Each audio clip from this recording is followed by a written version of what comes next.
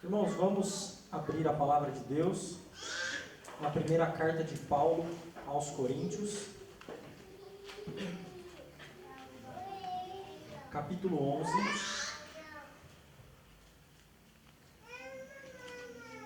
Primeira carta de Paulo aos Coríntios, capítulo 11. A exposição será dos versos de 27 até 34, o último verso do capítulo. Mas nós leremos, irmãos, do verso 23 até o verso 34.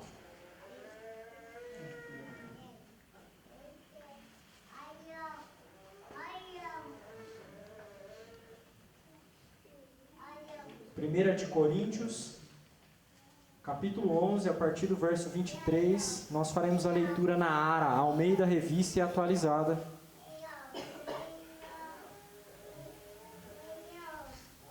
Diz assim a palavra do Senhor: porque eu recebi do Senhor o que também vos entreguei, que o Senhor Jesus, na noite em que foi traído, tomou o pão e, tendo dado graças, o partiu e disse: isto é o meu corpo que é dado por vós, fazei isto em memória de mim. Por semelhante modo, depois de haver ceado, tomou também o cálice, dizendo: este cálice é a nova aliança no meu sangue. Fazei isto todas as vezes que o beberdes em memória de mim. Porque todas as vezes que comerdes este pão e beberdes o cálice, anunciais a morte do Senhor até que ele venha. Por isso, aquele que comer o pão ou beber o cálice do Senhor indignamente, será réu do corpo e do sangue do Senhor. Examine-se, pois, o homem a si mesmo, e assim coma do pão e beba do cálice. Pois quem come e bebe sem discernir o corpo, come e bebe juízo para si. Eis a razão porque há entre vós muitos fracos e doentes, e não poucos que dormem. Porque se nos julgássemos a nós mesmos, não seríamos julgados. Mas quando julgados, somos disciplinados pelo Senhor, para não sermos condenados com o mundo. Assim, pois, irmãos meus, quando vos reunis para comer, esperais uns pelos outros. Se alguém tem fome, coma em casa, a fim de não vos reunirdes para juízo. Quanto às demais coisas, eu as ordenarei quando for ter convosco. Até aqui a leitura da palavra do Senhor. Vamos orar mais uma vez, meus irmãos. Ó Senhor, nós estamos reunidos aqui para prestar adoração a Ti mesmo. Como parte essencial, Senhor, do culto que o Senhor exige de nós, o Senhor fala com o Teu povo, ovelhas do Teu pasto. Nós carecemos, Senhor, de aprendizado que venha da Tua parte. E nós precisamos mais, Senhor, do que apenas informações para orientar o nosso raciocínio. Nós precisamos de alimento para a nossa alma que transformem-a. Transformem-a de tal modo com que nós vivamos de maneira agradável a Ti mesmo. Por isso rogamos, Senhor, que o Senhor fale conosco nesta noite. Que o Teu bom nome seja exaltado, que a glória de Cristo anunciada, e que nós saiamos daqui hoje com mais esperança, com mais fé, com mais santidade, por causa da obra do Teu Espírito, aplicando em nós os benefícios da obra de Cristo Jesus, o nosso Redentor. No nome de quem oramos. Amém. Meus irmãos, uma das parábolas mais conhecidas do Novo Testamento trata-se da parábola das bodas, descrita lá em Mateus capítulo 22. Aquela história que narra que um rei enviou os seus servos para convidar várias pessoas, porque o seu filho iria casar. Porém, os convidados não quiseram vir às bodas do filho. Então o rei, que havia enviado os servos, ficou profundamente irado, condenou aqueles antigos convidados e mandou que os seus servos convidassem outros. Afinal de contas, o rei disse que os servos antigos não eram dignos para participar das bodas do seu filho. Os servos então saíram a convidar outros, e o texto diz que foram convidados bons e maus. Mas no banquete, o recinto da festa estava repleto de pessoas. Então o rei chega na festa E nota que ali havia um homem sem as vestes apropriadas. Então ele ordena que aquele homem sem as vestes apropriadas seja lançado fora, nas trevas. E o texto diz: onde há choro e ranger de dentes. Irmãos, a ceia do Senhor é um tanto parecida com essa parábola. Ela exige dignidade dos seus convidados, e aqueles que participam da mesa do Senhor, da ceia, devem cumprir alguns critérios, algumas exigências. Eles devem atender a alguns requisitos, porque do contrário eles serão julgados pelo rei. Mas veja bem, irmãos, se a participação na ceia do Senhor depende então da dignidade dos convidados, quem pode participar dela? Não há ninguém por si mesmo digno o suficiente que possa tomar assento na mesa do Senhor pela sua própria dignidade. No texto que nós lemos, Paulo então menciona uma dignidade necessária para participar dessa mesa. Mas de que tipo de dignidade o apóstolo Paulo está falando? O verso 27 é muito claro ao nos introduzir nesse aspecto da dignidade. Paulo diz explicitamente: não coma do pão, nem beba do cálice se você for um indigno. E esse, sem dúvida, irmãos, é o critério mais importante no texto. Não é o único, certamente, mas é o mais importante exposto pelo apóstolo Paulo. A palavra critério, a qual eu usei para nomear e dar um tema ao sermão, pode ser difícil de entender para alguns. Então, entenda critério como exigência, requisito. Todas as vezes que você ouvir a palavra critério, então entenda como sendo uma exigência. Mas por que eu escolhi, irmãos, a palavra critério? Porque essa palavra coloca luz. Alguém criterioso é alguém que é detalhista. Alguém que participa não despretensiosamente, isso é, de maneira desatenta, mas alguém que intencionalmente, cuidadosamente, tem critérios para participar da ceia do Senhor. E é isso que Paulo espera que os irmãos da cidade de Corinto, e consequentemente todos os leitores posteriores, o façam, que eles sejam dedicados e cumpram os requisitos apropriados para que eles participem dessa mesa. Então, no sermão de hoje nós falaremos acerca dos critérios da ceia do Senhor. O primeiro critério apresentado por Paulo, como já mencionei, é esse que diz respeito à dignidade. Paulo apresenta esse critério logo depois de ter apresentado a natureza da ceia, a instituição da ceia, nos versos 23 a 26, que também foram lidos por nós, mas expostos na semana passada. Então, o primeiro e mais importante requisito ou critério apresentado pelo apóstolo Paulo para que participemos da ceia é: não participe sem dignidade. Fácil de decorar, irmãos. Não participe sem dignidade. De acordo com Paulo, então, ninguém deve participar indignamente da mesa do Senhor. E a consequência de se participar indignamente do Senhor é bastante grave. Veja o que ele diz no verso 27. Aquele que comer o pão ou beber o cálice do Senhor indignamente será réu do corpo e do sangue do Senhor. Em outras palavras, isso significa que aquele que participar da ceia indignamente será culpado de ter matado o próprio Cristo. Será ele culpado de ter sido o assassino do Senhor Jesus Cristo. Note, irmãos, que a linguagem usada por Paulo é de um juízo severo. Não se trata, portanto, de um juízo que nós chamamos de temporal. Na verdade, é um juízo que diz respeito ao destino eterno do indivíduo. Não apenas a uma disciplina. Há aquele juízo que nós chamamos de juízo temporal, que é a disciplina que o Senhor aplica sobre seus filhos, mas há o juízo eterno.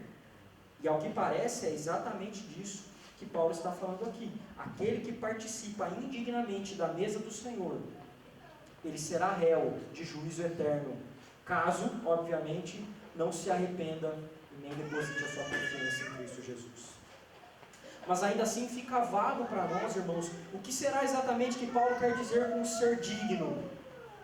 A dignidade exigida por Deus para a participação na ceia não pode tratar-se da perfeição da nossa alma. Afinal de contas, ninguém de nós tem condição de estar na mesa do Senhor atendendo à perfeição.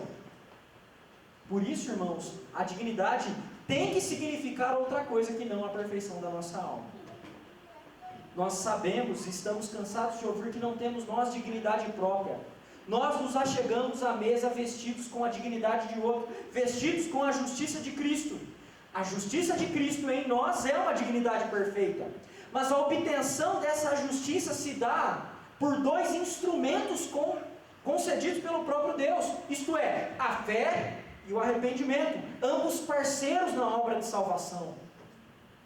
Assim, irmãos, o que faz de uma pessoa apropriadamente digna para participar da mesa do Senhor não é a perfeição de sua alma, mas a constância em fé verdadeira e arrependimento que vem do Espírito Santo. Na prática, isso significa que os cristãos que participam da ceia, que se apresentam para tomar lugar na mesa do Senhor, irmãos, são aqueles que constantemente, porque são pecadores, confiam em Cristo para participar dessa ceia, confiam no seu amor, na eficácia da sua obra. E em segundo lugar, pessoas que desfrutam e receberam o benefício do Espírito Santo, de terem em seu próprio coração as chamas do arrependimento plantadas. Pessoas que estão desfrutando do poder de Deus e recebendo em suas próprias almas a capacidade de se arrepender e abandonar os pecados, seguindo então em outra direção, porque isso é o verdadeiro arrependimento. A pessoa que não tem mudado de dentro para fora, não recebeu em seu coração o poder do Evangelho para abandonar os seus pecados. Só aquela que o Espírito produziu em seu coração fé e arrependimentos verdadeiros, podem então serem considerados dignos, não por causa de dignidade inata, própria, mas que vem da obra do Espírito ao aplicar os benefícios da obra de Cristo Jesus. Mas ainda assim isso carece de uma explicação, irmãos. Ser um crente verdadeiro e consequentemente ter fé verdadeira e arrependimento verdadeiro não significa que você se arrepende uma única vez e abandona todos os seus pecados. Não. Significa que você continua crendo, continua confiando e você cresce. Você se arrepende e se humilha e se quebranta diante do Senhor e vem para essa mesa quebrantado, mas sai dela revigorado e nutrido pelo próprio Cristo, porque o Espírito tem aplicado em você os benefícios da obra do Cordeiro. Os puritanos diziam, irmãos, que há fé verdadeira e há fé espúria, isto é, fé falsa. De igual modo, há também arrependimento falso, que é facilmente confundido com remorso ou com medo da consequência. Você certamente já viu uma pessoa que diz ter se arrependido por causa das consequências e da gravidade dos seus atos, mas não porque ela realmente está quebrantada por ter ofendido a Deus ou outra pessoa. Então é fácil ter uma fé que parece verdadeira e não é, bem como ter um arrependimento que parece verdadeiro e não é. É necessário que haja exame, exatamente o que Paulo fala no verso 28. Note, irmãos, no verso 28, que há 3 ordens do apóstolo Paulo: examine-se, coma e beba. Esses 3 verbos estão no imperativo, isso significa que são 3 ordens de Paulo: examine-se, coma e beba. O verbo examine-se aqui tem o sentido de colocar-se a si mesmo à prova.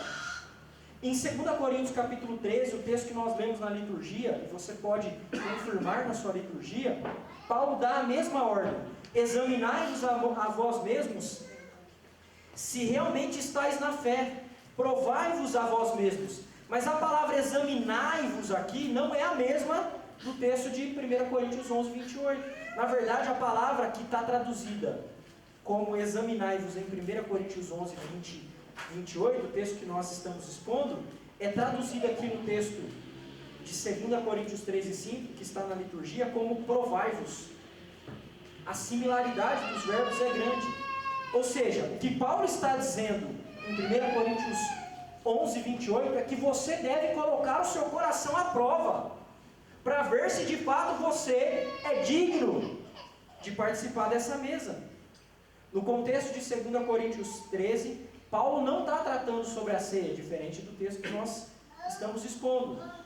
Isso indica, irmãos, que a prática de examinar-se a si mesmo é uma prática que deve nortear a vida cristã, mas em especial quando nós tomamos assentos na mesa do Senhor. Sem dúvida, irmãos, o cristão deve buscar a certeza da sua salvação. E a ordem de examinar a si mesmo não é contraditória a isso. Na verdade, aquele que quer e almeja ter a certeza da sua salvação, deve, na verdade, se examinar com certa constância. Por quê? Porque ele não confia em si mesmo, confia em Cristo. O nosso coração, portanto, não é confiável. É por isso que Paulo diz: examine-se, examine-se. Não participe da ceia sem que você faça esse exame cuidadoso do seu próprio coração. Mas, irmãos, foram 3 as ordens de Paulo que podem ser resumidas em 2. A primeira tem a ver com o exame. As outras 2 ordens, come e beba, tem a ver com a participação na ceia. Então preste atenção. Paulo não está dizendo examine-se e não come e beba.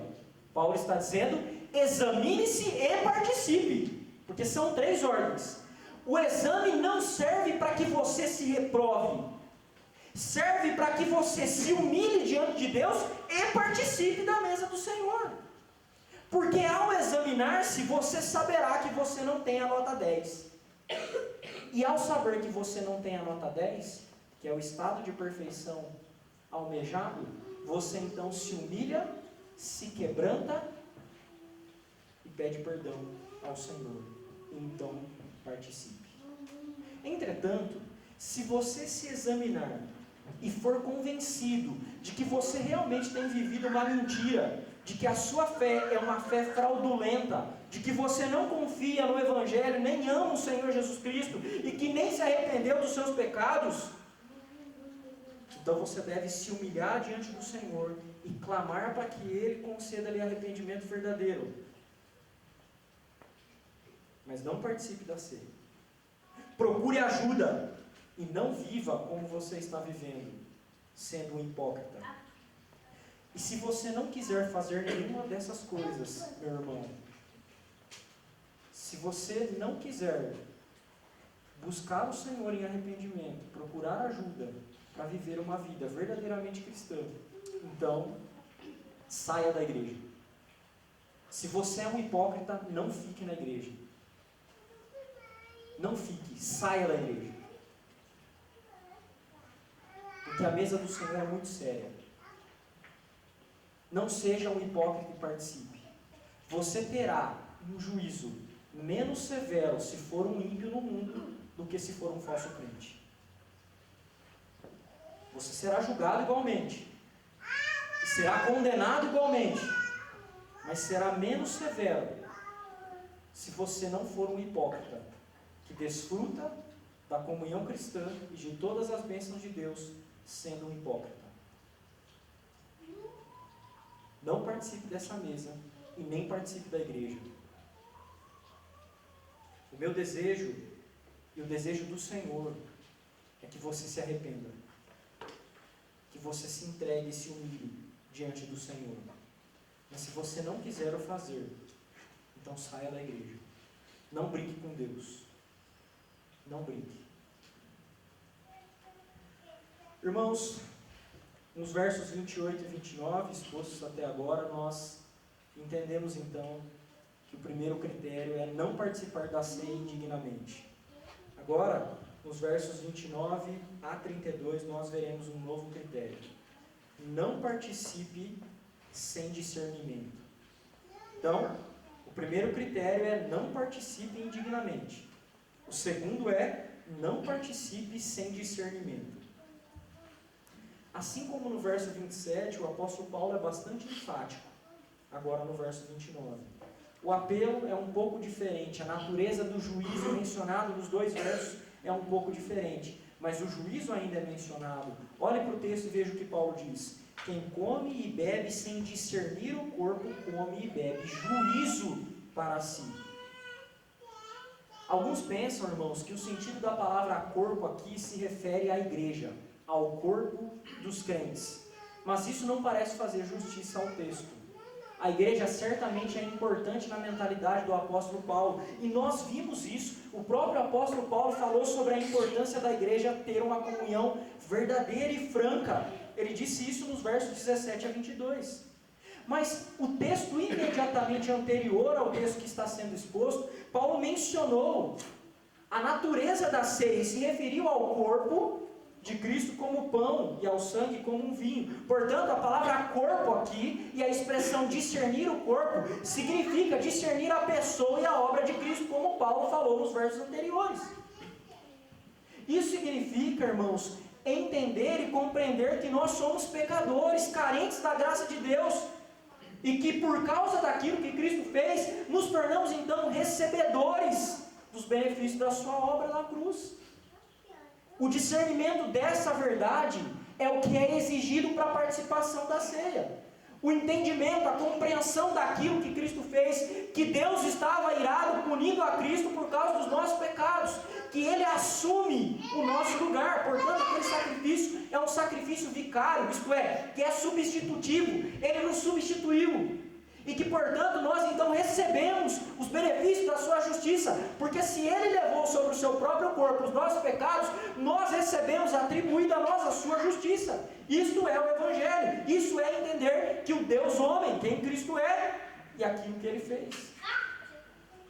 É isso que o apóstolo Paulo exige, que se discirna para que participe da ceia. E note, irmãos, mais uma vez o contexto de juízo. No verso 29, Paulo já mencionou o juízo. Aquele que come sem discernimento, come juízo. Come e bebe juízo. Mas ele reforça isso no verso 30.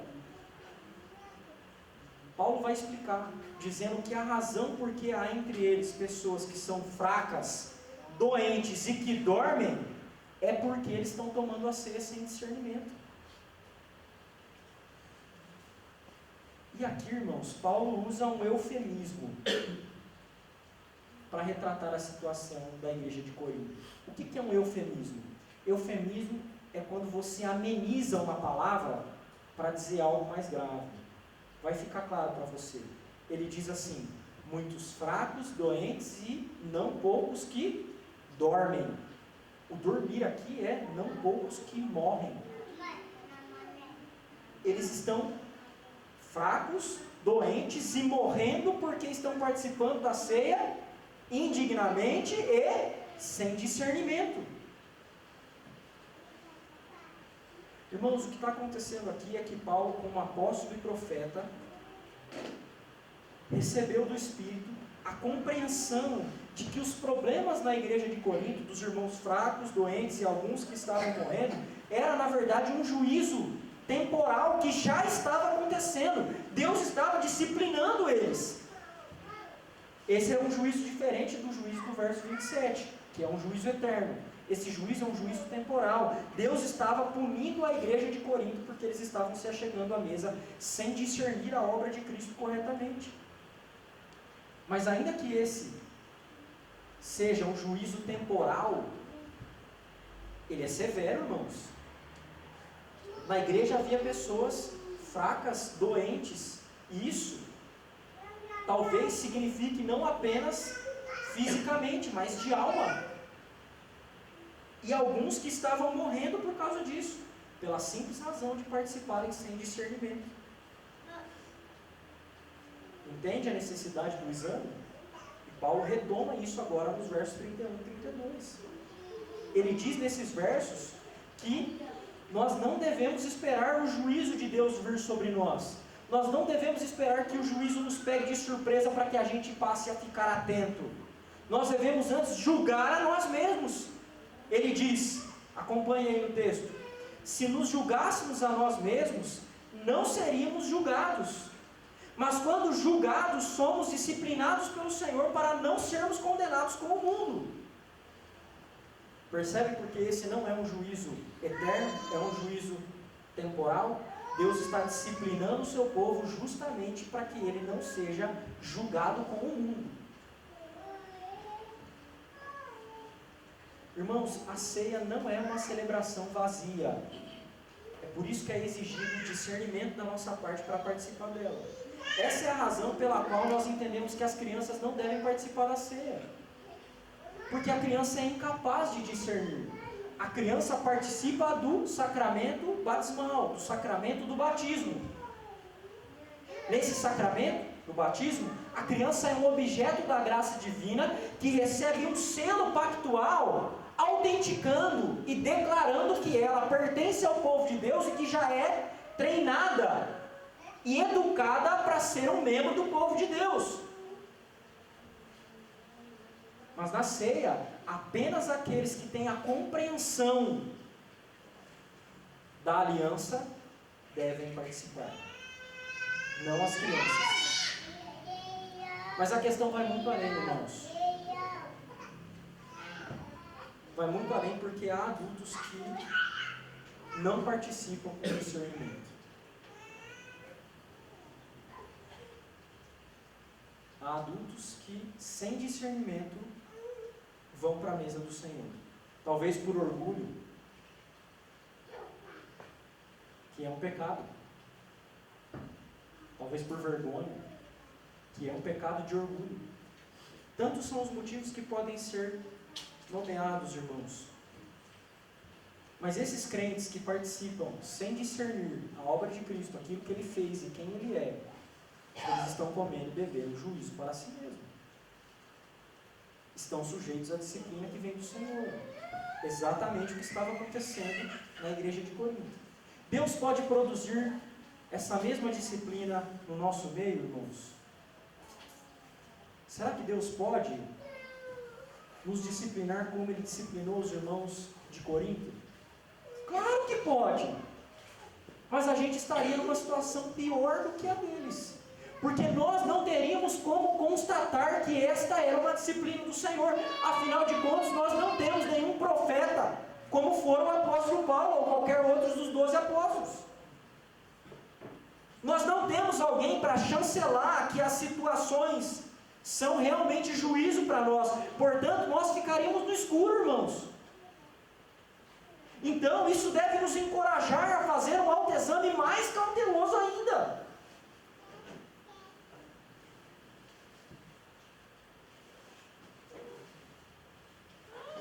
Perceba, uma igreja pode ser disciplinada duramente por Deus, porque participa da ceia sem discernimento. E qual que é o agravante? Ela não consegue constatar, porque não há um profeta como havia Paulo nos nossos dias, que seja capaz de chancelar que aquilo é um juízo de Deus, e portanto, essa igreja descuidada estaria impossibilitada de se quebrantar humildemente diante do Senhor. E ela continuaria talvez a provocar o zelo de Deus, a provocar a ira de Deus. Irmãos, o contexto de juízo aqui é declarado, é claro para nós, não tem como negarmos. É por isso que nós devemos nos julgar a nós mesmos e buscar conhecer mais e mais do Evangelho. Nós precisamos comparar mais o nosso conhecimento com a nossa prática cristã.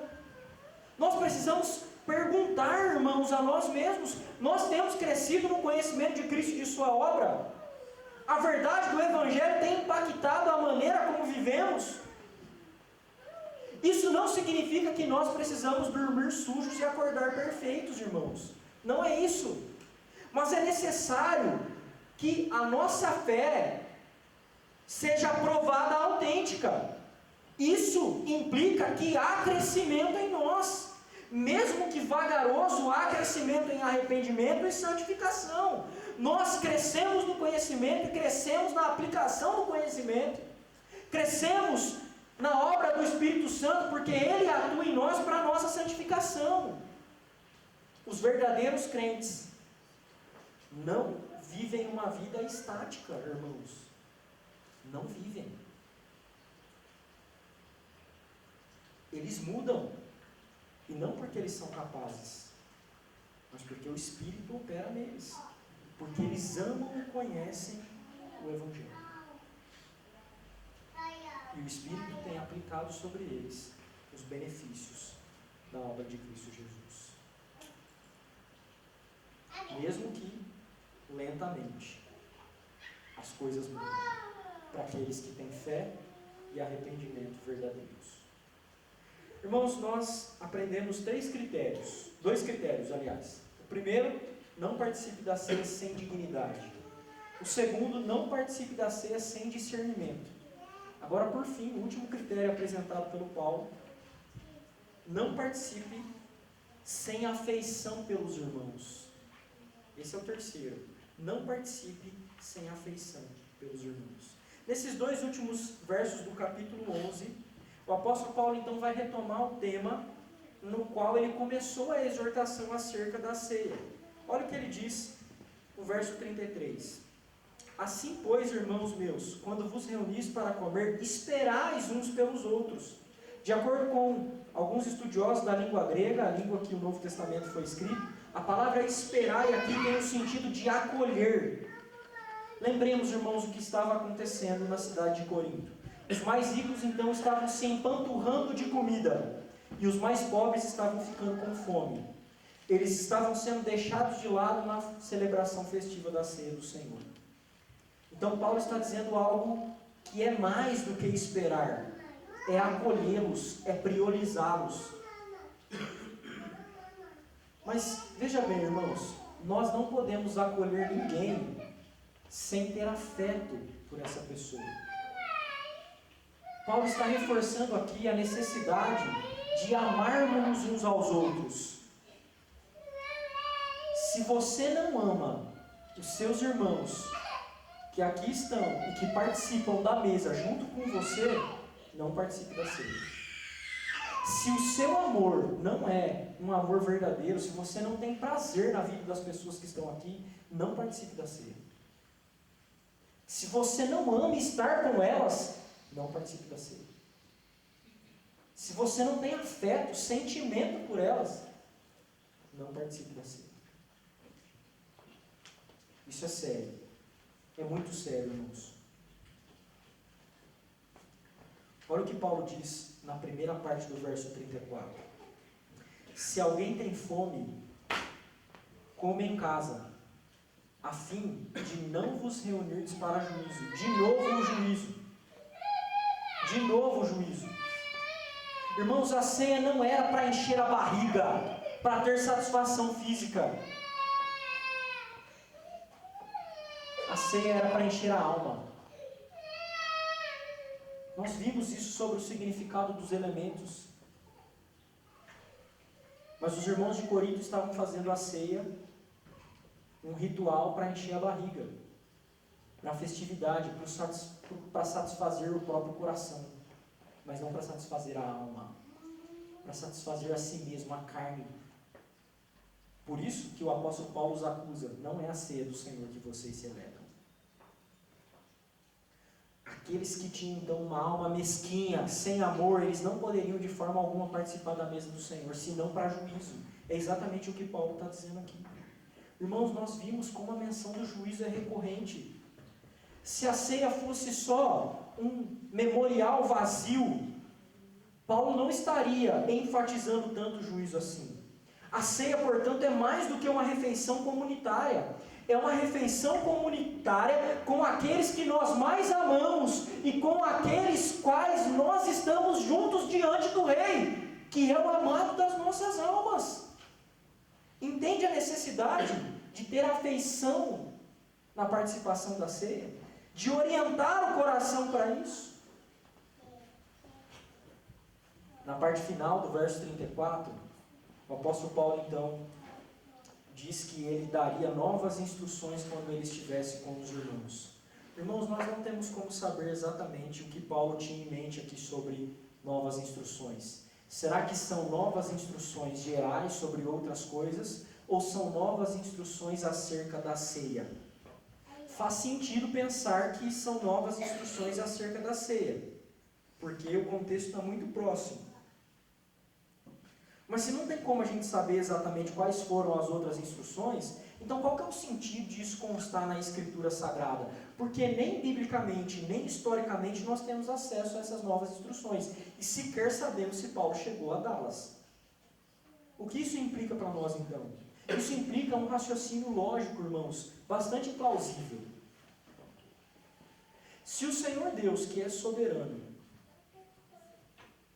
tinha dado a Paulo a capacidade de comunicar novas instruções acerca da ceia, e ele não comunicou, e isso está registrado aqui para a gente, nós não temos acesso a uma nova comunicação acerca dessas coisas, isto é, acerca da ceia do Senhor, então isso indica para nós que as instruções que nós temos, elas são bastante, que elas são suficientes, e que nós não precisamos inventar moda, basta nos concentrar nas descrições que nós já temos, que não são muitas, mas são suficientes, mas também não são poucas.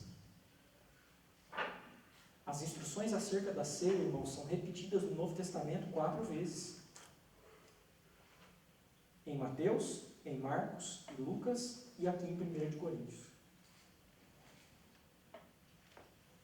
Há similaridade e diferenças entre as descrições da ceia.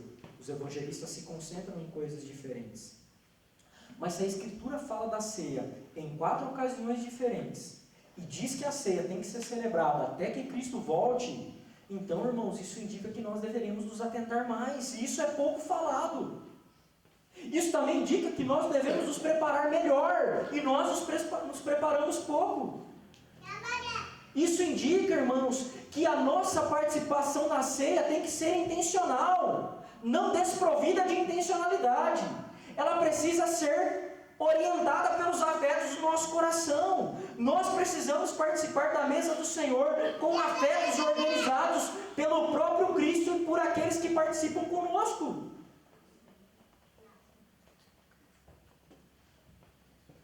Irmãos, nós aprendemos algumas lições hoje. Nós precisamos orientar os nossos afetos, essa é a última.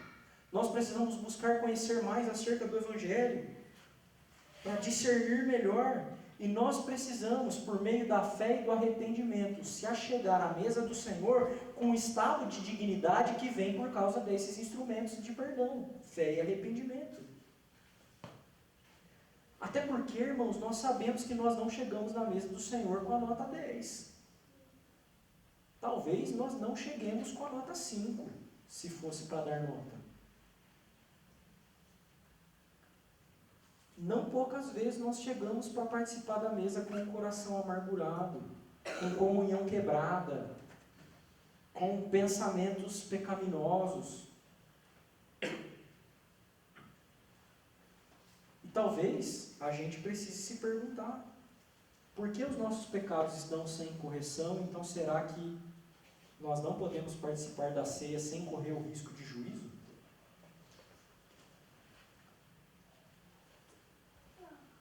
Quem pode participar da ceia, irmãos? Quem pode? Um teólogo alemão do século XVI, chamado Zacarias Ursinus, procurou formular uma resposta bíblica para essa pergunta. Quem pode participar da ceia? Ursinus disse, preste atenção, aqueles que estão descontentes consigo mesmos, por causa de seus pecados, mas que confiam, contudo, que seus pecados estão perdoados, e que sua fraqueza continuada está coberta pelo sofrimento e morte de Cristo, e que também desejam mais e mais fortalecer sua fé e levar uma vida melhor. Esses são os que podem participar da ceia. Repetirei o que diz Ursinus. Aqueles que estão descontentes consigo mesmos por causa de seus pecados, mas que confiam, contudo, que os seus pecados estão perdoados e que sua fraqueza continuada está coberta pelo sofrimento e morte de Cristo, e que também desejam mais e mais fortalecer a sua fé e levar uma vida melhor. E a parte que eu não li: hipócritas e aqueles que não são arrependidos, entretanto, comem e bebem juízo sobre si. Eu acrescentaria algo às palavras de Ursinus, irmãos. Além de descontente consigo mesmo e alguém que confie plenamente que seus pecados estão perdoados em Cristo Jesus, eu diria que aqueles que devem participar da mesa do Senhor devem amar os seus irmãos, amar aqueles que estão juntos na mesa do Rei, sejam eles pobres ou ricos, brancos ou negros, judeus ou gentios, homens ou mulheres, jovens ou idosos, intelectuais ou leigos. Esse é o único acréscimo que eu faria àqueles que podem participar da ceia. Estão descontentes consigo mesmos,